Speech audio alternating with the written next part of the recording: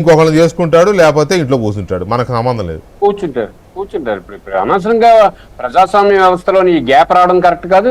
అందులో ప్రజల సమస్యలు పరిష్కరించాల్సినటువంటి వేదిక అది శాసనసభలో. మీకున్నటువంటి అపారమైన అనుభవంతో కానీ, లేకపోతే ప్రభుత్వం పెడుతున్న సంక్షేమ పథకాల్లో కానీ, లేకపోతే కొత్త పథకాల్లో కానీ డొలతనం ఉంటే మీరే ప్రశ్నించడానికి ఒక వేదిక. మీరు వచ్చి మీడియా దగ్గర కూర్చొని మీరేమని మీ ఛానల్లో కూర్చొని, లేకపోతే బయట ఎక్కడో కూర్చొని మీరేమని ప్రసంగాలు పెట్టి అది తప్పు ఇది తప్పు అని ఎలా మాట్లాడతారు? మాట్లాడడానికి మీకు ఏం అర్హత ఉంటుందని చెప్పి మీరు శాసనసభలో ఫైట్ చేసిన తర్వాత బయటకు వచ్చి మాట్లాడండి. అది మాట్లాడడం మనిషి. మీరు రాష్ట్రం అంతా ఎలా అయిపోయింది, అలా అయిపోయింది, అది జరిగిపోయింది. ఇప్పుడు మెడికల్ కాలేజీల మీద చర్చ చేశారు.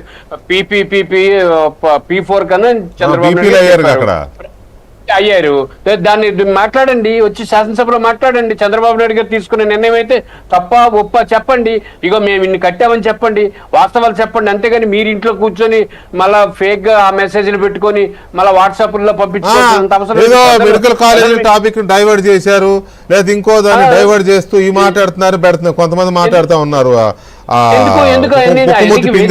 అసెంబ్లీకి వెళ్ళి అవే మాట్లాడు, వాటి మీద ఫైట్ చేయి బాబు. నేను తీసుకొచ్చి అద్భుతంగా కట్టిన అనేలాగా కట్టిన మెడికల్ కాలేజీని మీరు నాశనం చేస్తారని మాట్లాడు. అసెంబ్లీకి వెళ్ళి పోలవరం గురించి మాట్లాడు, అమరావతి గురించి మాట్లాడు. శాసనమండలిలో మీ నాయకుడు ఉన్నాడు, మీరేమని ఇక్కడికి వచ్చి కూర్చోండి, మాట్లాడండి. మీరు అందరు కలిసి మాట్లాడడానికి ప్రజలు అధికారం ఇచ్చారు. ఇచ్చింది మీరు బానేసి, మీరు అసలు విషయాన్ని వదిలేసి బయటని మాట్లాడేందుకు? బయట మాట్లాడితే వచ్చిన సుఖమే ఉంది? దీనివల్ల ప్రజాస్వామ్య వ్యవస్థకు ఏం విలువ ఉంటుంది? కాబట్టి జగన్మోహన్ రెడ్డి గారు చాలా పొరపాటు చేస్తున్నారు. ఇక్కడ రెండు అంశాలు మనందరం అనుకునేటట్టే. ఒకటి, జగన్మోహన్ రెడ్డి గారికి ఇష్టం లేకపోతే మిగతా వాళ్ళు జగన్మోహన్ రెడ్డి గారికి చెప్పి మా నియోజకవర్గంలో జనం మాకు చెయ్యాలి, మాట్లాడాలి. లేదు అనుకుంటే ఇంకా మళ్ళీ దొంగ సంతకాలు అవి పెట్టకుండా నిబద్ధతగానే ఉండండి. అలాగే ప్రభుత్వం కూడా వెంటనే ప్రకటించాలి. మరొకసారి ఈ రాష్ట్రంలో ఇటువంటి పరిణామం జరగకుండా ఎవరైతే శాసనసభకు రాలేదో వాళ్ళందరినీ స్పీకర్ నిర్ద్వందంగా డిస్క్వాలిఫై చేయాల్సినటువంటి పరిస్థితి ఉంది. ఆ ప్రయత్నం చేయాలి. ప్రభుత్వం కూడా ఆ చర్చని మూవ్ చేయాలండి. లేకపోతే ఇది అపాస్యం పాలైపోతుంది. చాలా మంది యువతకు మనం ఏం చెప్తున్నాం, మీరు రాజకీయాల్లోకి రండి అంటున్నాం. యువత రాజకీయాలు పట్టించుకోండి అంటున్నాం. ఏం పట్టించుకుంటా? ఇటువంటివి చేస్తుంటే ఏ యువత వస్తుంది?